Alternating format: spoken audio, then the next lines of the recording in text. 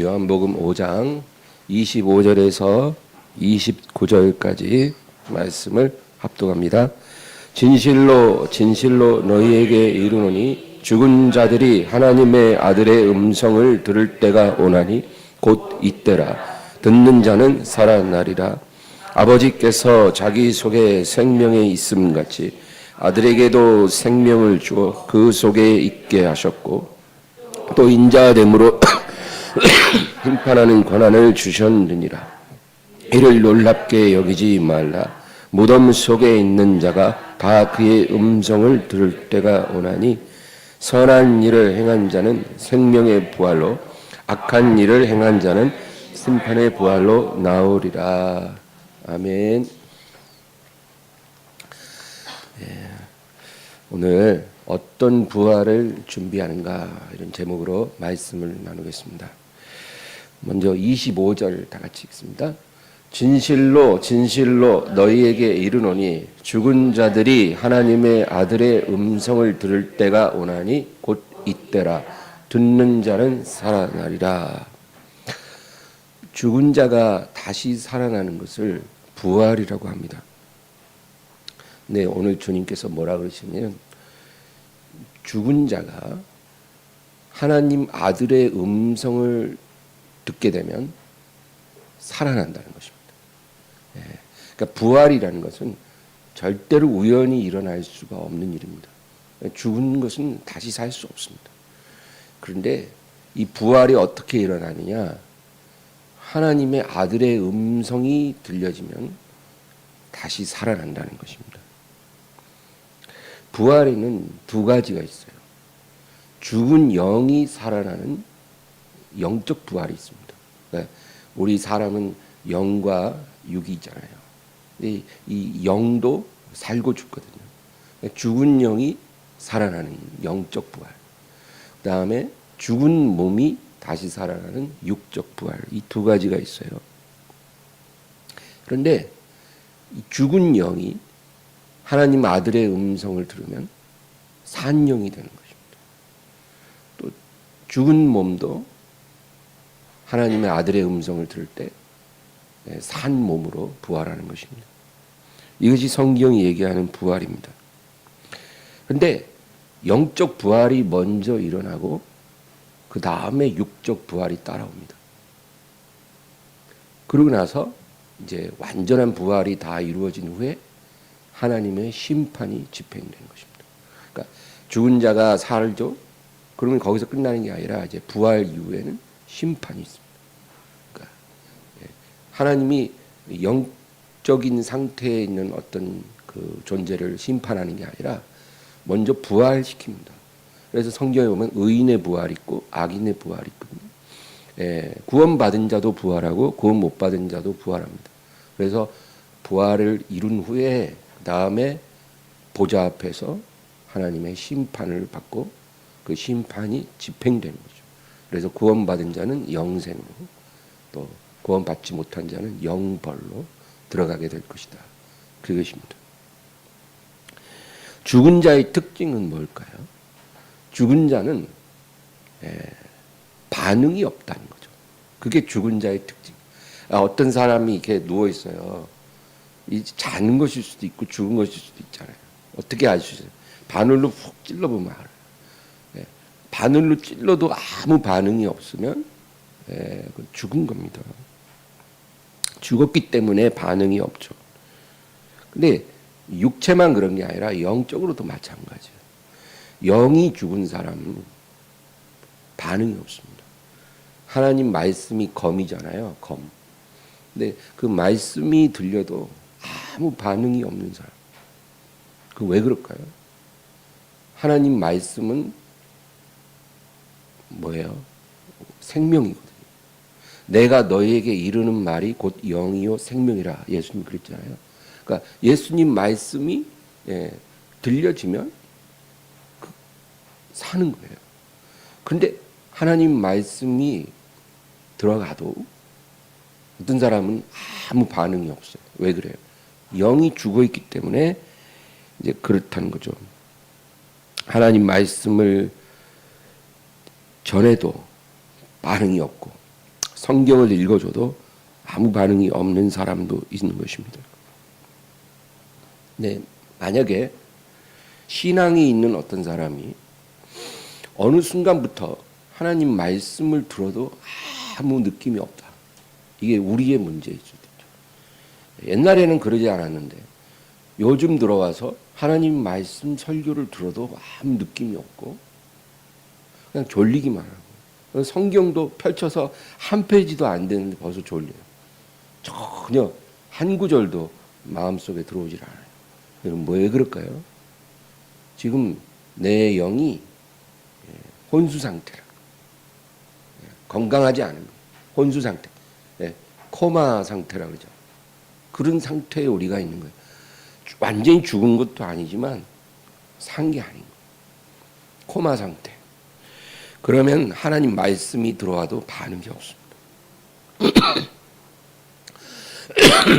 4대 교회라고 있어요. 4대 교회. 계시록 3장에 보면 이 4대 교회에 주님이 뭐라 그러냐면 네가 살았다는 이름은 가졌지만 죽은 자로다. 그러니까 그 교회는 겉으로 볼 때는 멀쩡해요. 예배도 잘 드리고, 그리고 여러 가지 성도들이 봉사활동도 하고, 교회가 겉으로는 멀쩡한데 주님 뭐라 하냐면 네가 사실은 죽은 자로다. 죽은 교회는 왜 그렇게 말씀하시냐면 그 교회는 하나님의 말씀에 반응하지 않는 교회예요. 그냥 목사님 설교하면 그냥 설교 시작하면 이제 사람들 다 핸드폰 꺼내서 뉴스 보고 카톡 보내고, 설교 시간은 그런 거 하는 시간이에요. 말씀이 안 들어와요. 반응이 없어요. 성경을 읽고 깨닫는 사람도 없어요. 그런 교회가 있다는 거죠. 이것이 교회의 문제가 아니라 성도 개인의 문제일 수도 있어요. 내가 지금 그렇게 살고 있다면 하나님 말씀이 나에게 어떤 영향도 주지 않고 있어요. 매일매일 살면서 하나님 말씀 한 구절도 내게 들어오지 않아요. 일주일 내내 성경 말씀 한 구절도 내게 어떤 영향을 주지 않아요. 그리고 뭐 어쩌다가 설교를 듣거나 성경을 읽어도 아무 느낌이 없어요. 그러면 지금 내 영적 상태가 정상 아닌 거예요. 코마 상태예요. 코마 상태. 주님은 죽은 자들이 하나님 말씀이 하나님 아들의 음성으로 들려질 때 살아난다. 그러니까 하나님 말씀 로고스잖아요. 로고스. 그게 레마로 하나님의 살아있는 음성으로 내게 들려질 때 살아나리라. 죽은 자가 살려면 하나님 말씀이 들어가야 살아난다는 것입니다. 여러분 영적 생명은 무엇으로 판단할까요? 겉으로 볼 땐 똑같아요. 두 사람이 여기 앉아서 예배드리고 여기 앉아서 예배드려요. 겉으로 볼 땐 차이가 없어요. 근데 이 두 사람 중에 하나는 살았고 하나는 산 것 같지만 죽었다는 코마 상태. 어디서 그런 차이가 나올까요? 하나님 말씀에 대한 반응이 그것을 결정하는 거예요. 하나님 말씀에 어떻게 반응하느냐가 그 사람의 영적 생명을 말해줍니다. 여러분 설교 말씀이든 성경 말씀이든 하나님 말씀이 나에게 어떻게 들려지고 있는가, 이게 중요하다는 거예요. 이건 누가 누구에게 뭐 얘기할 수 있는 게 아니라 우리 각 사람이 자기 스스로의 영적 상태를 가늠해 볼 수 있는 잣대예요. 하나님 말씀이 나에게 어떻게 들려지고 있는가, 이 중요한 문제입니다. 살고 죽는 문제예요. 하나님 말씀, 내가 지금 읽고 있는 성경 구절이, 내가 듣고 있는 설교 말씀이 지금 내게 말씀하신 하나님 아들의 음성으로 들리고 있다면 여러분 내 영혼은 살아납니다. 살아날 수밖에 없어요. 하나님 말씀에 그런 능력이 있습니다. 하나님의 음성으로 말씀이 들려지면 내 영은 살게 되어 있습니다. 그리고 그 상태를 계속 유지해 갈 수 있는 거예요. 하나님 말씀이 우리 영의 양식이잖아요. 그 말씀이 살아있는 양식으로 계속 들어오는데 어떻게 안 살 수가 있어요? 생명을 계속 유지하는 것입니다. 그러나 그런 상태가 중단되면 우리는 코마 상태에 들어가는 거죠. 음식을 못 먹는데 살 수 있나요? 혼수 상태에 빠지는 거죠. 어떤 사람은 교회 와서 설교 말씀 들으면 아이고 오늘도 좋은 말씀 감사합니다. 잘 듣고 갑니다. 뭐 이제 이렇게 얘기를 해요. 물론 이제 은혜 받고도 그렇게 말씀할 수도 있는데 설교 말씀은요 하나님의 아들의 음성으로 들려야 돼요. 그냥 아이고 오늘도 인생의 중요한 좋은 말씀, 삶의 좋은 교훈 내가 잘 들어야지. 이렇게 하나님 말씀 듣는 게 아니라는 거죠. 내 영혼을 살릴 수도 있고 죽게 할 수도 있는 거예요. 하나님 말씀이 하나님의 음성이 되어야 됩니다. 여러분 하나님의 음성을 귀로 들어본 적 있으세요? 거의 없을 거예요. 그죠? 우리 인생에 그런 일은 한두 번 있을까 말까. 저도 그런 경우가 딱 한두 번 있었어요. 하나님의 음성을 직접 들으면요. 굉장히 충격을 받죠. 귀가 울리는 게 아니라 온 영혼이 울려요. 근데 하나님은 그런 음성을 우리에게 들려주시는 걸 즐겨 하시지는 않아요. 우리가 성경을 읽을 때, 설교를 들을 때 성령 안에서 하나님의 음성을 듣기를 원하십니다. 그렇게 듣게 되면 우리는 삽니다. 에스겔 47장에 보면 이 선지자 에스겔이 환상을 보아요.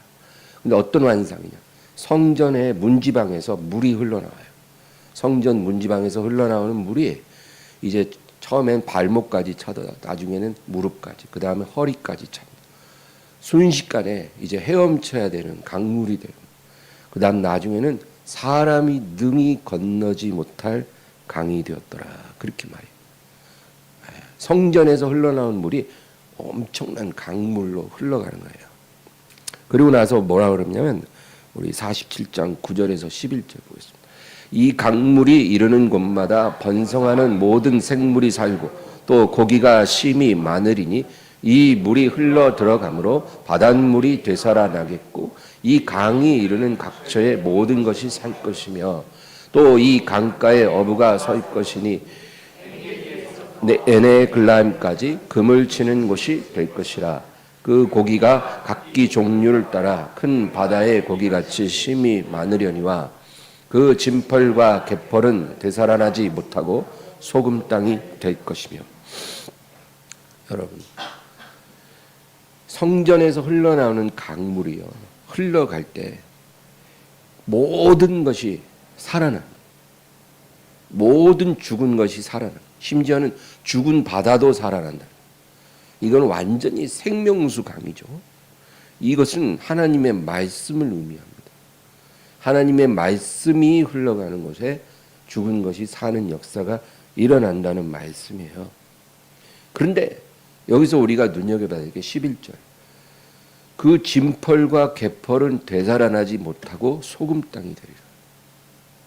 이 진펄과 갯벌은요. 이 강물이 스며드는 곳입니다. 물기가 있는 곳이에요. 근데 이 강물이 들어갔는데도 진펄과 갯벌로서 남아있는 거죠. 근데 그것이 살아나지 못하고 소금 땅으로 변한다. 이 소금 땅은 생명이 살 수 없죠. 저주받은 땅. 어떠한 것도 소생할 수 없는 것이 소금 땅이잖아요.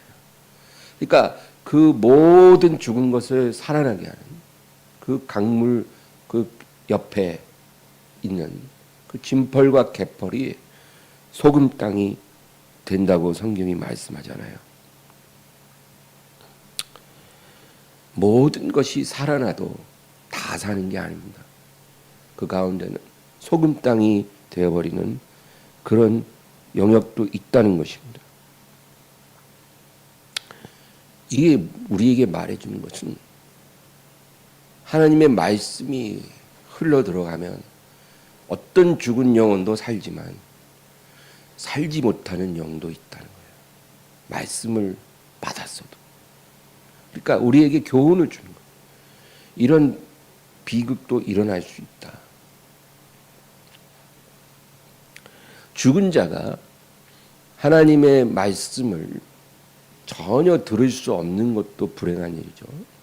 예. 그러나 하나님의 말씀을 들어놓고도 하나님의 아들의 음성으로 그것이 들리지를 않는 거예요. 교회 다니면서 수없이 설교를 들어요. 성경책 집에 7권, 8권 돼요.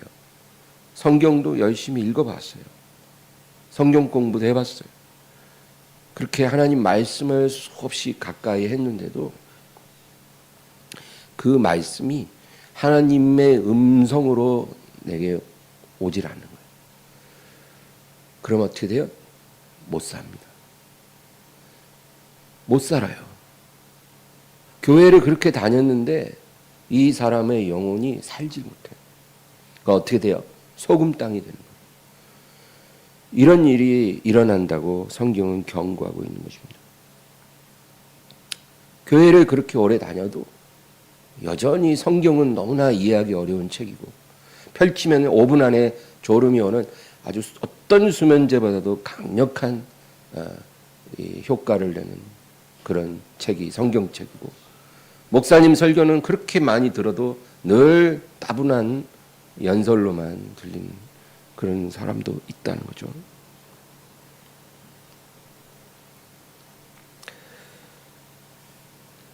마태복음 11장 20절에서 24절. 예수께서 권능을 가장 많이 행하신 고울들이 회개하지 아니하므로 그때 책망하시되, 화 있을진저 고라시나 화 있을진저 벳세다야, 너희에게 행한 모든 권능을 두로와 시돈에서 행하였더라면 그들이 벌써 베옷을 입고 제에 앉아 회개하였으리라. 내가 너희에게 이르노니 심판날에 두로와 시돈이 너희보다 견디기 쉬우리라. 가버나움아, 내가 하늘에까지 높아지겠느냐? 음부에까지 낮아지리라. 내가 행한 모든 권능을 소돔에서 행하였더라면 그 성이 오늘까지 있었으리라. 내가 너희에게 이르노니 심판날에 소돔 땅이 너희보다 건디기 쉬우리라 하시니라. 여러분, 예수님이 하신 말씀이에요. 예수님이 그렇게 많은 말씀을 전하시고 기적을 행하셨는데 회개하지 않았다는 거예요. 누가? 고라신, 벳세다, 가버나움. 오늘날 이런 도시는 흔적도 없이 사라졌어요. 이 고울들을 주님이 저주하신 거예요. 만약에 내가 너희에게 가지 않고 두로와 시돈, 소돔 이런 이방인의 도시에 가서 내가 복음 전하고 이런 권능을 행했으면 그들이 회개했을 것이다. 그 소돔성이 오늘까지 있었을 것이다. 그렇게 말합니다. 그러니까 여러분, 하나님 말씀이 내게 들어와서 아무런 역사도 일으키지 않고 있다면 우리 슬퍼해야 돼요. 이건 보통 일이 아니에요. 이게 하나님 말씀이 우리를 살리기도 하고, 그 말씀에 아무 반응이 없으면 우리 영혼은 죽어가는 겁니다. 아주 중요한 말씀입니다.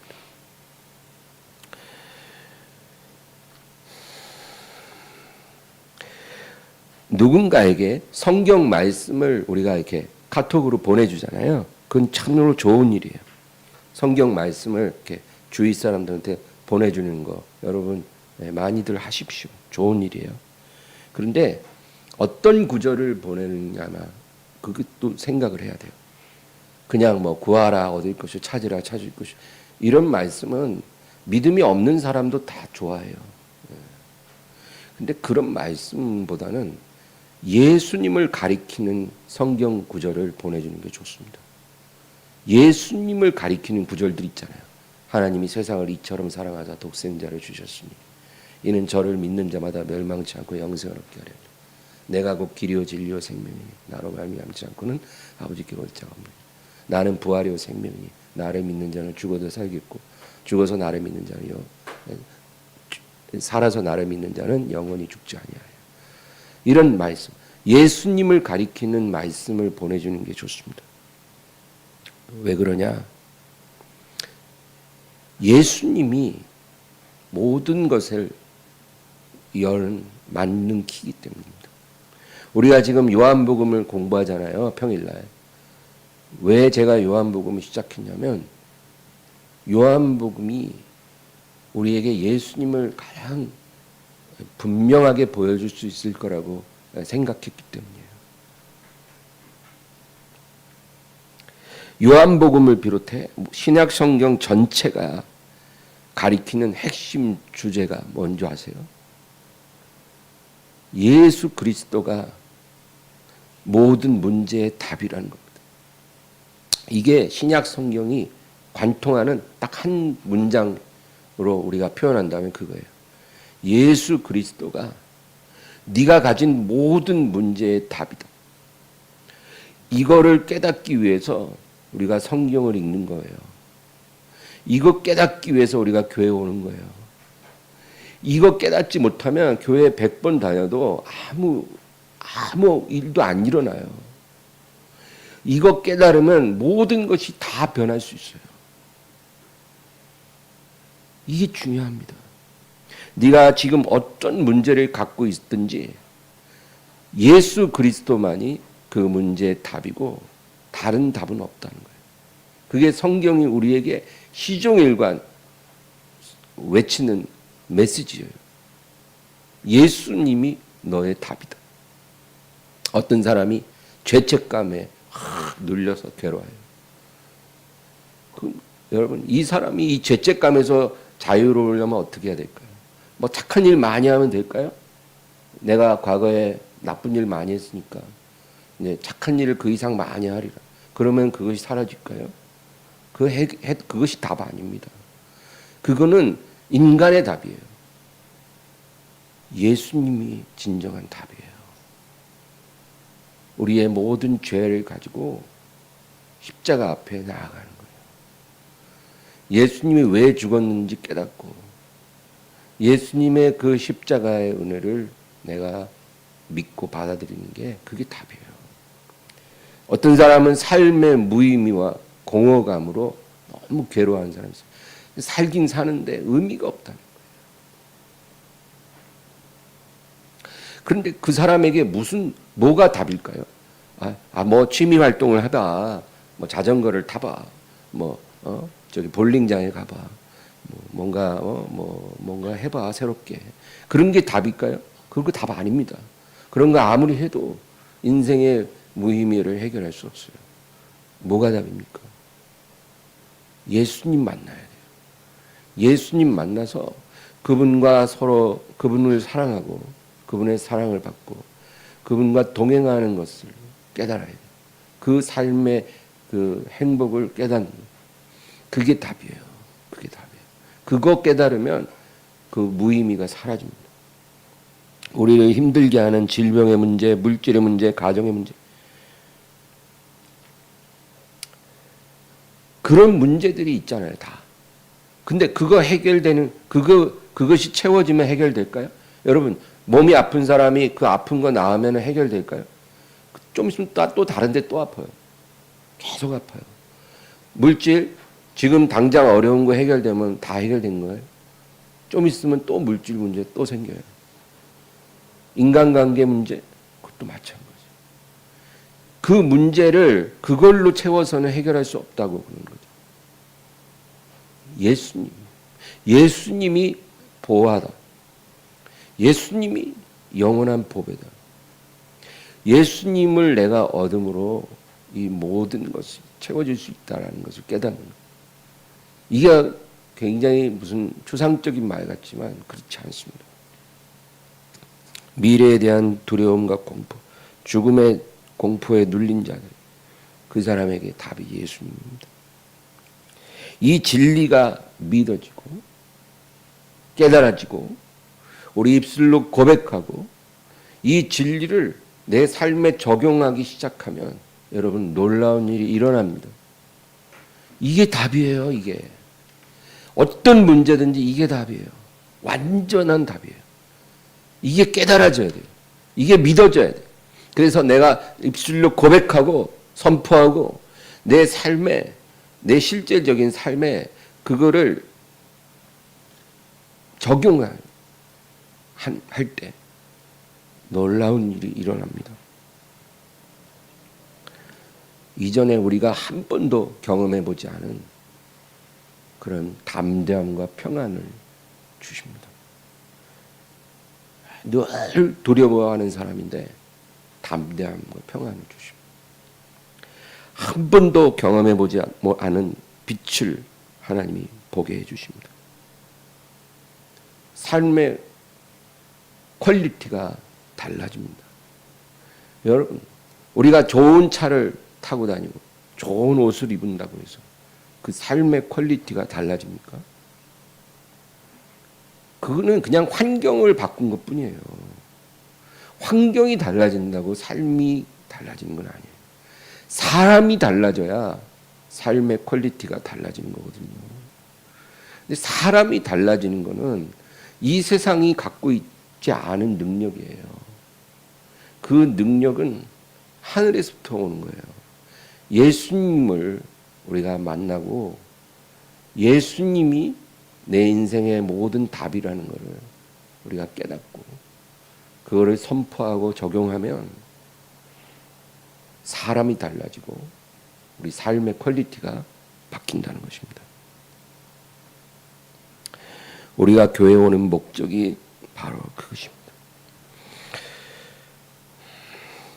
누구나 교회에 처음에 올 때는 예수님에 대해서 별 관심이 없어요. 처음에 교회 오는 사람이 예수님을 알아요. 그냥 자기가 갖고 있는 이 고통, 자기가 갖고 있는 문제를 어떻게 하나님이 좀 해결해 주셨으면 하는 그런 마음으로 교회를 오는 거죠. 근데 여러분, 그런 절박함으로 교회를 오면 하나님이 그거 해결해 줍니까? 대부분 그렇지 않아요. 하나님이 어떤 사람은 먼저 응답부터 주시는 경우도 있죠. 그러나 여러분, 하나님 나라의 법이 있어요. 로마에 가면 로마 법을 따라야 되듯이 하나님 나라에 들어왔으면 하나님 나라의 법을 따라야죠. 하나님 나라의 법이 뭐냐면 먼저 말씀이 들어와야 돼요. 하나님의 말씀이 우리 안에 들어와서 우리 죽은 영이 살아나야 돼요.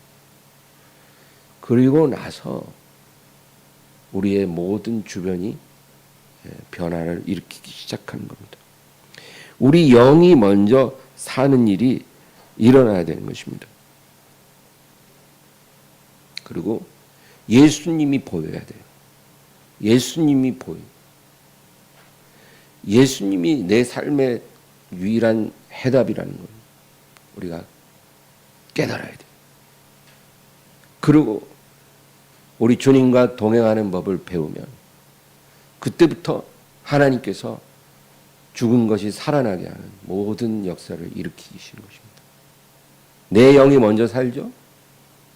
그 다음에 내 삶이 살아나고 내 가정도 살아나고 내 주변에 있는 모든 것이 변화되기 시작해요. 또 산다고 그래요. 그런 일이 내 삶에도 일어나는 것입니다. 오늘 본문 26절을 우리 다 같이 읽겠습니다.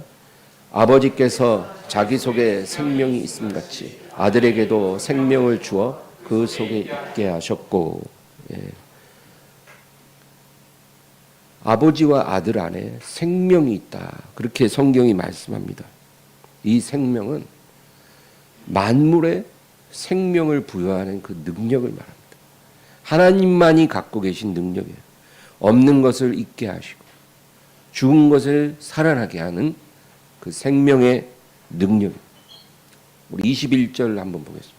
아버지께서 죽은 자들을 일으켜 살리심 같이 아들도 자기가 원하는 자들을 살리느니라. 예. 죽은 자를 원하는 대로 살리는 능력이 아버지에게 있고 아들에게 있다는 겁니다. 그래서 우리 27절 또 보겠습니다. 또 인자됨으로 말미암아 심판하는 권한을 주셨느니라. 하나님이 예수님과 공유하는 것은 부활하는 능력이에요. 아버지와 아들이 공유해요. 그 능력을. 아버지도 죽은 자를 살리고 아들도 원하는 자를 살려요. 아버지와 아들은 한 마음 한 뜻이에요. 그래서 그런 부활의 능력을 공유하시지만 그 부활 후에 부활한 자들을 심판하는 것은 아버지가 아들에게 전적으로 위임하셨어요. 그래서 인자됨으로 말미암아 심판하는 권한을 주셨다는 거예요. 예수님이 인자 되셨죠. 사람의 아들 되신 하나님인데 사람으로 오셨어요. 아버지가 원하셨기 때문에 사람으로 오셔서 십자가에 죽으시고 부활하셨죠. 그로 말미암아 하나님 아버지가 아들에게 심판하는 권한을 주십니다. 부활 후에 심판이 있는데 그 심판은 생명의 부활을 하는 자들에 대한 심판이 있고 또 형벌의 심판을 받는 자들이 있다는 것입니다. 예수님이 육체로 오신 이유는 두 가지예요. 예수님이 왜 육체로 오셨을까요? 예수님은 우리의 죄를 대속하기 위해 육체로 오셔야만 했죠. 여러분, 사람의 죄는 사람이 속해야 합니다. 사람의 죄를 짐승의 피로 속할 수는 없어요. 사람의 죄를 영원히 완벽하게 속하려면 사람의 피가 필요해요. 그런데 죄인의 피는 소용이 없죠. 여러분의 죄를 제 피로 속할 수 있나요? 여러분의 죄를 속하기 위해 제가 대신 죽는다고 속아지나요? 저도 죄인인데 죄인의 피가 어떻게 죄인을 속합니까? 그건 안 되거든요. 그러니까 사람의 피가 필요한데 죄 없는 피가 필요한 거예요. 그래서 예수님이 성령으로 처녀의 몸에 오신 거예요. 왜? 정상적인 남녀의 관계에서 태어나면 죄인으로 태어나거든요. 그러니까 성령으로 처녀에게 잉태돼서 죄 없는 사람으로 이 세상에 오셔서 죄인들을 위해 대속하신 거예요. 그게 예수님이 육체로 오신 첫 번째 이유고, 그 다음에 예수님은 부활의 첫 열매가 되기를 원하셨죠. 예, 죽었다가 다시 산 사람들이 있었어요. 그러나 그들은 다시 또 죽었어요.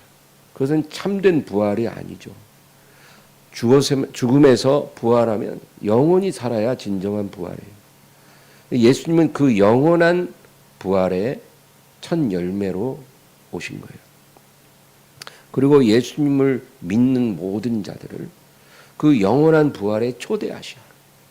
그래서 예수님 안에서 저와 여러분이 영원한 부활의 초대를 받아서 그 부활을 누리며 살게 되는 것입니다.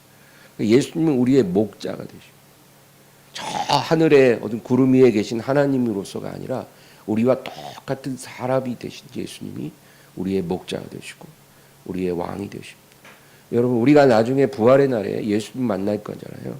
예수님 만날 때 우리는 어떤 희한한 그런 하나님의 어떤 영광을 보는 게 아니라 우리와 똑같은 육체를 가지신 예수님을 만나게 될 거예요. 예수님의 오른손에 못자국 난 손도 만져볼 수 있고 옆구리에 창자국도 만져보고 그 예수님을 우리가 육체로 보게 될 것입니다. 그리고 그분과 영원히 우리는 살아갈 것입니다. 여러분, 이 부활이 기다려지지 않습니까? 죽기까지 낮아지고 순종하신 예수님에게 아버지가 심판하는 권한을 주셨어요.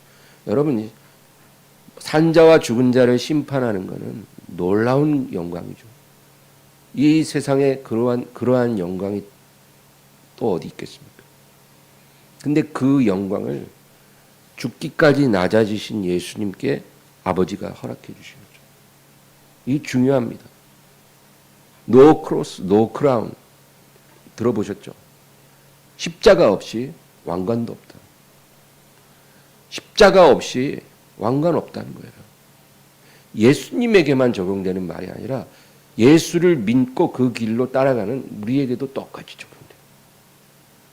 우리에게 먼저 십자가 주시고 그 다음 왕관 주시지 십자가 없이 왕관 주신다고 약속하신 적이 없어요. 근데 왜 십자가는 외면하고 왕관만 자꾸 구합니까? 그냥 주시옵소서 하면 주십니까? 하나님은 그렇게 해주시겠다는 약속을 하신 적이 없어요. 온전한 낮아짐에 순종 없이 높아지는 일은 없습니다. 여러분 순종 하잖아요. 순종 그게 어렵죠. 왜 어려운지 아세요? 낮아지는 거니까 어려운 거예요. 순종은 낮아짐의 순종이지 높아짐의 순종은 없어요. 만약에 하나님이 여러분에게 내가 너에게 큰 부자가 되게 해주려고 하는데 순종할 수 있겠니? 그러면 아마 여러분 다 제가 죽기까지 순종하겠습니다. 다 순종 잘할 거예요. 내가 너로 슈퍼스타가 되게 해줄 텐데 순종할 수 있겠니? 아유, 순종해야죠. 제가 뭐라고 순종 안 하겠습니까? 여러분 순종 다 잘하실 거예요. 그러나 그 순종 아닙니다. 높아지는 순종은 없어요. 이 세상에서 하나님이 우리에게 요구하시는 순종은 낮아짐의 순종이에요. 그래서 힘든 거예요. 그래서 낮은 곳으로 가라는 거예요. 낮아지라는 거예요. 그렇게 낮아짐의 순종 없이 높여지는 일은 없다. 그러므로 여러분 이 세상에 하나님을 경외하지 않고 하나님께 순종하지도 않는 그런 죄인들이 형통한 걸 보잖아요. 그렇죠? 죄악 가운데 사는데 우리보다 돈도 더 잘 벌어요. 더 잘 나가요. 그런 사람들 보면서 부러워하지 마세요. 그런 사람들의 형통은 그 자체가 죄라고 성경은 분명히 말하고 있습니다. 잠언서 21장 4절. 눈이 높은 것과 마음이 교만한 것, 악인이 형통한 것은 다 죄니라. 그러니까 하나님 없이 살면서 형통한 거 부러워하지 마십시오. 그 죄입니다. 예, 그거는요 마치 도살장으로 끌어가기 전에 돼지들에게 막 살 찌우잖아요. 살 막 찌웁니다. 왜? 도살해서 고기를 많이 얻어야 되니까. 그런 거랑 똑같은 거예요. 그런 사람들 형통하게 사는 거 부러워하는 거 어리석은 거예요. 우리는 그들과는 아예 그냥 우리는 본질이 다른 존재예요.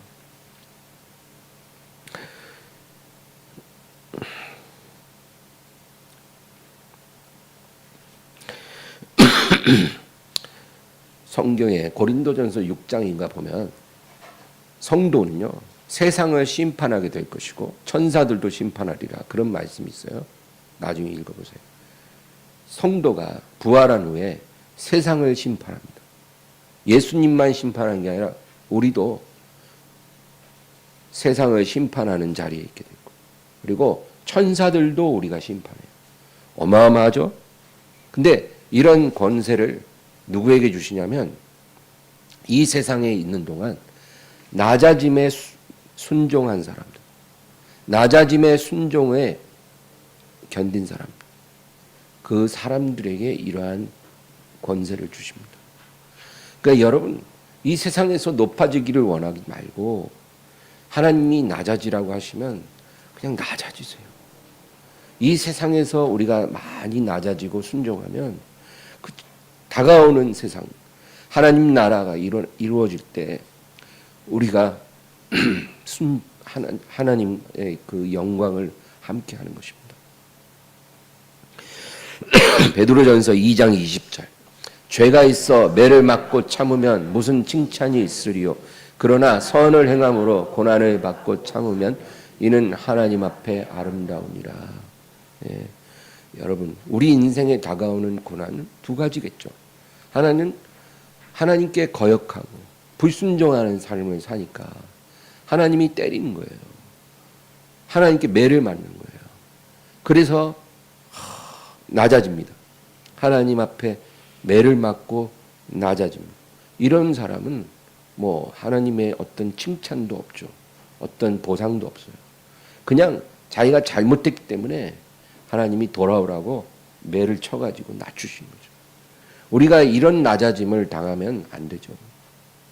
이런 낮아짐을 통해서 회개하는 건 좋지만 이런 낮아짐은 아무 유익이 없어요. 그러나 선을 행함으로 하나님께 순종하는 거예요. 하나님이 낮아지라 해서 낮아지는 거예요. 하나님이 고난받으라 해서 고난받는 거예요. 그렇게 해서 그 낮아지고 고난받고 참으면 이는 하나님 앞에 아름다움이다. 하나님께서 그것을 기억하시고 갚아주신다는 거예요. 그 다음 절 21절 이를 위하여 너희가 부르심을 받았으니 그리스도도 너희를 위하여 고난을 받으사 너희에게 본을 끼쳐 그 자취를 따라오게 하려 하셨느니라. 너희가 부르심을 받은 이유가 그거라는 거예요.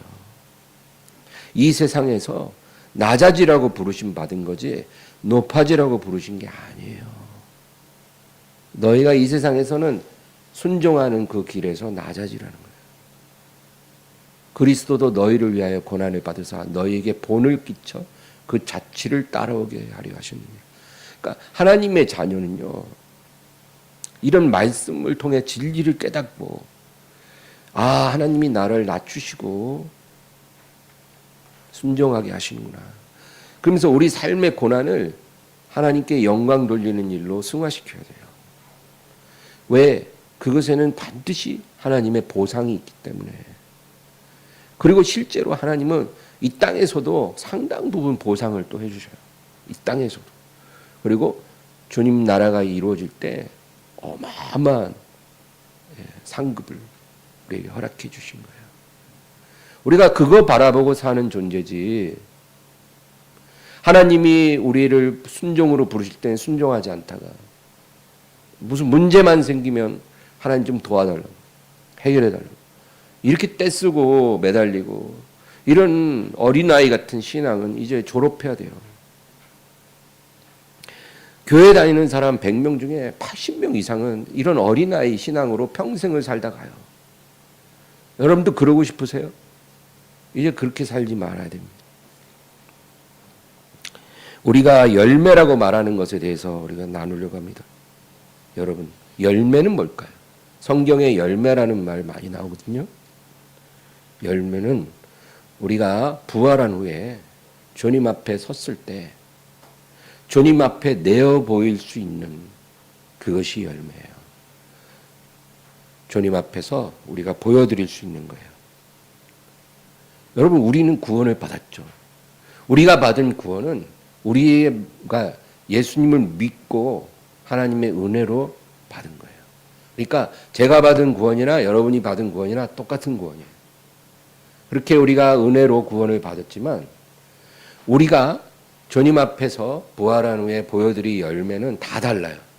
제가 주님 앞에 보여드릴 열매가 있고 우리 각 사람 다 자기의 열매가 다르다는 겁니다. 그리고 그 열매에 따라서 주님이 칭찬하시고 보상하신다는 겁니다. 5달란트 받은 종에게 주인이 돌아와서 5달란트를 남겼으니 칭찬해 주잖아요. 그게 뭘까요? 이 믿음을 말해요. 5달란트의 믿음을 주인이 종에게 주면 그 5달란트 믿음에 맞는 열매를 요구하시는 거예요. 2달란트의 믿음을 주셨으면 2달란트의 열매를 요구하시는 거예요. 1달란트 믿음을 받은 자에게는 1달란트의 열매를 요구하시는 거예요. 그러니까 우리가 열매를 맺을 때 남과 내 열매를 이렇게 비교할 필요가 하나도 없어요.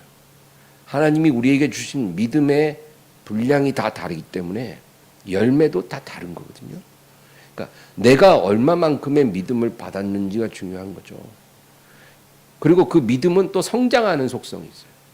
그러니까 우리가 처음에는 아주 작은 믿음이 갖고 있을 때는 그때는 하나님이 우리에게 작은 열매를 요구하신 거예요. 이제 예수님 막 믿고 구원받아서 교회 나온 지 얼마 안 된 사람, 그러면 아주 작은 믿음이겠죠. 그런데 그 사람도 작은 열매를 맺으라는 거예요. 거기에 맞는 열매를. 나는 초신자인데 무슨 열매를 맺어. 아직은 아니야. 그렇지 않습니다. 그리고 큰 믿음을 받은 사람은 많은 열매를 요구하시는 거죠. 여러분, 내가 지금 가지고 있는 믿음에 맞는 열매를 맺고 있는가? 우리 스스로에게 물어보세요. 오늘 기도할 때 그거 꼭 물어보세요. 자기 자신에게. 기도하면서 성령께서 가르쳐 주시기를 구하세요. 내가 받은 믿음에 맞는 열매를 나는 맺고 있는가? 많은 사람들은 열매를 겉으로 보여주는 결과물이라고 생각해요. 겉으로 드러나는 어떤 것, 그게 열매 아닙니까? 어떤 사람이 헌금을 하는데 일생 동안 100만 원을 했어요. 일생 동안 하나님께 100만 원을 헌금했어요. 또 어떤 사람은 1억 원을 했어요. 그러면 우리는 1억 원 한 사람이 100만 원 한 사람보다 100배의 열매를 맺었다 이렇게 생각해요. 그럴까요? 어떤 사람이 교회를 10년 다녔어요. 어떤 사람이 교회를 30년 다녔어요. 그러면 30년 다닌 사람이 10년 다닌 사람보다 10배의 열매를 맺었다고 생각해요. 어떤 사람이 전도를 일생 동안 10명을 했어요. 어떤 사람은 100명 했어요. 그럼 100명 전도한 사람이 10명 전도한 사람보다 10배의 열매를 맺었다고 생각해요. 일주일에 예배를 5번 드린 사람이 있고 일주일에 예배를 한 번만 드린 사람이 있어요. 그러면 5번 예배 드리는 사람이 한 번 드리는 사람보다 5배의 열매를 맺는다고 우리는 생각을 합니다. 그럴까요? 그렇게 열매를 측정하면 큰일 납니다. 여러분, 가난한 과부가 2렙돈을 드렸을 때 예수님이 뭐라 그랬어요? 이 과부가 모든 사람 중에 가장 많이 넣었다는 거죠. 2렙돈은 아주 하찮은 금액이에요. 근데 왜 그랬어요? 예수님 뭐라 그러냐면 사람들은 풍족한 중에 일부를 넣었지만 이 과부는 한 달 생활비 전부를 넣었다 그래요. 왜 이 과부가 한 달 생활비 전부를 하나님께 드리는지 그 이유는 성경에 나와 있지는 않아요. 그러나 우리가 분명히 알 수 있는 것은 이 과부가 그런 행동을 할 수 있었다는 것은 그가 하나님을 너무나 사랑했고 그리고 하나님께 순종하기 위해서 그렇게 했을 거라는 거죠. 그러니까 여러분, 우리가 맺는 열매는요, 겉으로 드러나는 것이 아니라 그러한 행동을 하게 만든 우리 보이지 않는 내면의 동기, 이 동기가 우리의 열매를 결정하는 유일한 기준이에요. 하나님이 우리의 열매를 보실 때 우리의 동기를 보고 그 행동을 열매로 인정해 주시는 거예요. 우리가 하나님을 사랑해서 하나님께 순종하기 위해서 우리가 어떤 예배를 드렸어요? 그러면 그걸 하나님이 열매로 보시는 거예요. 내가 하나님을 너무나 사랑해요. 그래서 내가 교회 와서 청소 봉사를 했어요. 그러면 그거를 하나님이 열매로 여기시는 거예요. 그러나 겉으로 볼 때는 똑같아 보여도 사람들에게 인정받고 사람들에게 드러나게 하려고 그런 행동을 할 수도 있잖아요. 예. 그런 사람들도 많아요. 그러면 하나님은 그것을 열매로 보지 않는 거예요.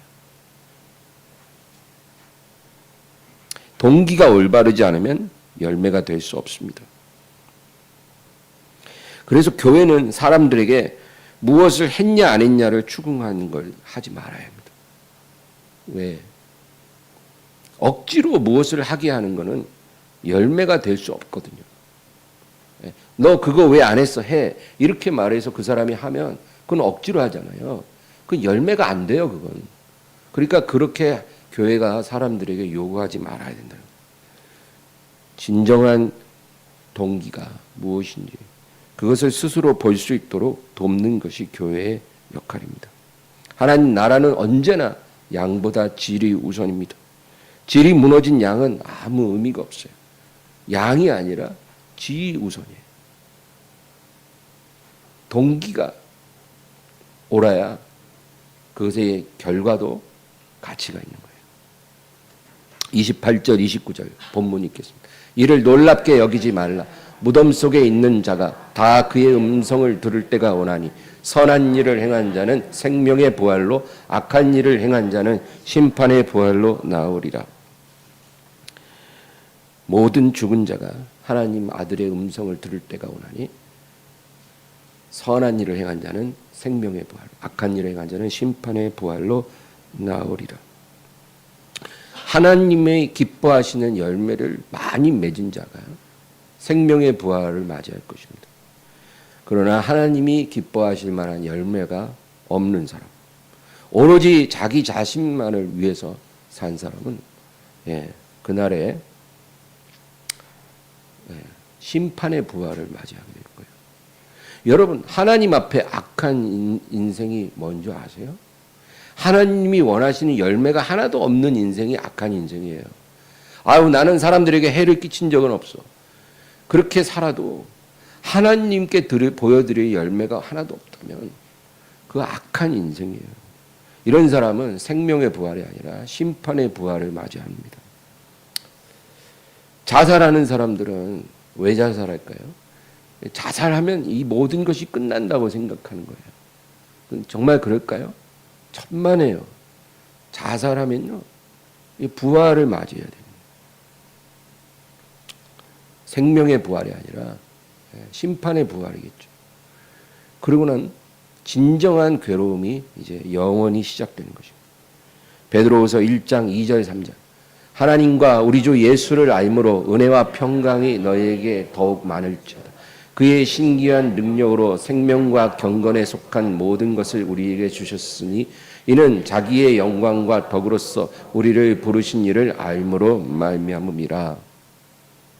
이 말씀 참 중요합니다. 하나님과 우리 주 예수를 알므로 누구를 알아요? 하나님과 주 예수를 알므로 은혜와 평강이 너희에게 더욱 많아진다는 거예요. 그의 신기한 능력으로 생명과 경건에 속한 모든 것을 우리에게 주셨으니 이는 자기의 영광과 덕으로서 우리를 부르신 이를 알므로 말미암는다. 그러니까 이 두 구절에서 중요한 부분이 알므로예요. 알므로. 무엇을 알므로? 하나님과 주 예수를 알므로, 우리를 부르신 이를 알므로 말미암아 생명과 경건에 속한 모든 것을 우리에게 주신다는 거예요.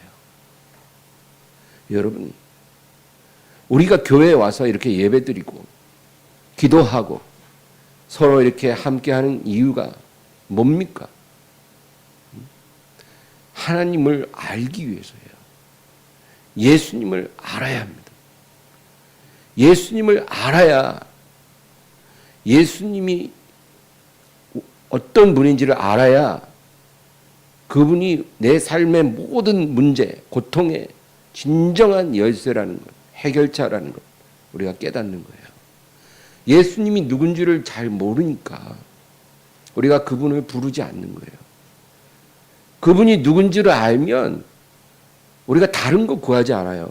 예수님을 구해요. 예수님을. 내가 예수님을 원해요. 예수님이 내 삶의 열쇠가 되시고 생명이 되시고 빛이 되시고 내 모든 고통의 종결자가 된다는 걸 내가 알기에 나는 예수님을 원해요. 예수님을 알게 해주세요. 예수님을 알고 예수님을 깨닫고 예수님을 믿고 예수님을 사랑하고 예수님과 동행하게 해주세요. 우리가 이렇게 구할 때 우리의 기도는 이제 제 자리에 들어선 거예요. 하나님이 원하는 기도가 되는 거예요. 그때부터. 그리고 하나님은 우리가 구하는 걸 주십니다. 그리고 우리가 예수님을 얻으면 우리의 삶의 퀄리티가 달라진다 그랬잖아요. 사람이 변해요. 사람이 변하고 우리 삶이 달라져요. 그리고 모든 문제가 거기서부터 다 해결되기 시작해요. 돈 문제, 사람 문제, 질병 문제, 모든 고통 문제, 두려움의 문제, 분노의 문제, 상처 다 거기서부터 해결되기 시작해요. 완벽하게 치유되기 시작합니다.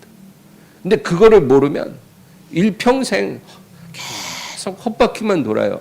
여기 가면 있나 하고 뭐 없고 저거에 뭐가 있나 하고 없고 결국 아무것도 없는 거예요. 성경이 우리에게 말하는 예수님을 얻으라는 거예요. 예수님을. 그 마음으로 성경을 한번 다시 읽어보세요. 제 말이 맞나 틀리나. 구약 성경조차도 그것을 말하고 있어요. 4절 그 다음 절. 이로써 그 보배롭고 지극히 큰 약속을 우리에게 주사 이 약속으로 말미암아 너희가 정욕 때문에 세상에서 썩어질 것을 피하여 신성한 성품에 참여하는 자가 되게 하려 하셨느니라. 우리로 하여금 예수님을 알고 깨닫고 믿게 하는 하나님의 목적은 정욕 때문에 세상에서 썩어질 것을 피하여 신성한 성품, 그리스도의 성품이에요. 그리스도의 성품에 참여하는 자가 되게 하기 위함이라는 것입니다. 우리를 향한 하나님의 목적은 우리의 행복과 성공이 아니에요. 여러분, 하나님이 우리를 부르신 목적은 우리의 거룩함이잖아요. 거룩함이요. 신의 성품, 예수님의 성품에 참여하는 자가 되는 거예요. 우리가 그런 사람이 되면 거기서 성공이 와요. 예, 우리가 그렇게 원하던 성공이 거기서부터 오고 우리가 그렇게 바라던 행복이 거기서부터 와요. 그게 하나님의 공식이에요. 하나님 나라의 법칙이에요.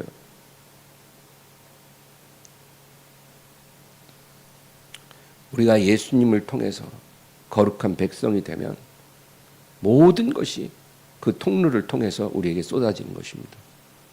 5절에서 8절.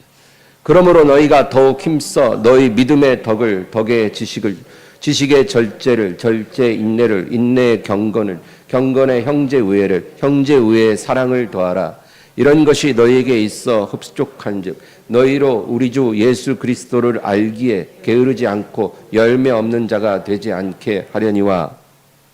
예, 이런 것들이 너희에게 있으므로 너희로 우리 주 예수 그리스도를 알기에 게으르지 않고. 여러분, 예수님 많이 알고 계세요? 예, 우리는 예수님을 모릅니다. 너무 몰라요. 그러므로 우리가 예수님을 아는 것이 간절한 소망이 돼야 돼요. 하나님 말씀을 그러한 소망으로 펼치셔요. 설교를 들을 때도 그러한 바람으로 들으세요. 예수님을 알기에 게으르지 않고 열매 없는 자가 되지 않게 한다는 거예요. 그 열매 얘기했잖아요. 하나님이 받으시는 열매는 드러난 것이 아니라 그것에 숨겨진 동기, 하나님을 사랑하고 순종함으로 했는지 아닌지, 그것이 우리의 열매를 만들어내는 거잖아요. 그런 열매가 없는 자가 되지 않게 하기 위함이다. 이제 마지막 9절을 읽고 마치겠습니다. 이런 것이 없는 자는 맹인이라 멀리 보지 못하고 그의 옛죄가 깨끗하게 된 것을 잊었느니라. 이런 모든 진리를 모르고 하나님을 믿는다고 하는 사람은 영적 맹인이라. 멀리 보지 못한다. 이게 중요해요. 멀리 보지 못한다. 예. 여러분, 우리가 하나님을 믿는 백성으로서 멀리 봐야 돼요. 어디까지 봐야 됩니까? 부활을 봐야 돼요. 이 세상 삶을 마치고 이 세상에서 예수님을 더욱 알고 그분을 깨닫고 그분과 동행하고 그리고 하나님이 받으시는 열매를 많이 맺다가 우리가 부활의 날을 맞이하는 거예요. 우리가 부활의 날을 맞이할 때 내가 어떤 부활을 맞이하게 될 것인가, 그것을 바라보고 사는 사람이 멀리 보는 사람이에요. 그런데 하나님을 믿지만 이렇게 멀리 보는 사람이 별로 없어요. 이게 하나님의 슬픔이에요. 내가 평생 너희들을 불렀지만 대답하는 자가 없고 내가 원하는 그러한 사람을 내가 별로 보지 못한다는 거예요. 멀리 보는 사람이 없어요. 그냥 교회 오면 하나님 언제 들어주실 거예요? 언제 내 소원 이루어 주실 거예요?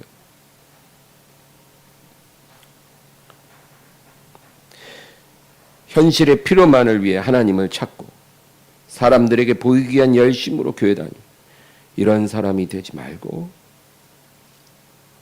나는 어떠한 부활을 준비하고 있는가? 그 준비는 잘 돼가고 있는가? 주님 앞에 보여드릴 사랑과 순종의 열매는 잘 연결어가고 있는가? 이것을 오늘 기도할 때 하나님께 물으시기를 주의 이름으로 부탁을 드리겠습니다. 하나님 아버지, 감사합니다. 오늘도 주님께 영광 돌리게 하시고 오늘 이 말씀을 통해서 우리 하나님을 바라볼 때 주여, 우리는 어떤 부활을 준비하고 있는지 우리 자신을 돌아보게 하여 주시옵소서. 그저 이 땅에서의 삶, 내 앞에 놓여진 문제들만 바라보며 하나님께 그것을 해결해 달라고 떼쓰는 그런 철부지 어린아이 신앙이 아니라 참으로 영광스러운 부활을 위해서 준비하고 열매를 맺어가는 그러한 우리가 되게 도와주소서. 예수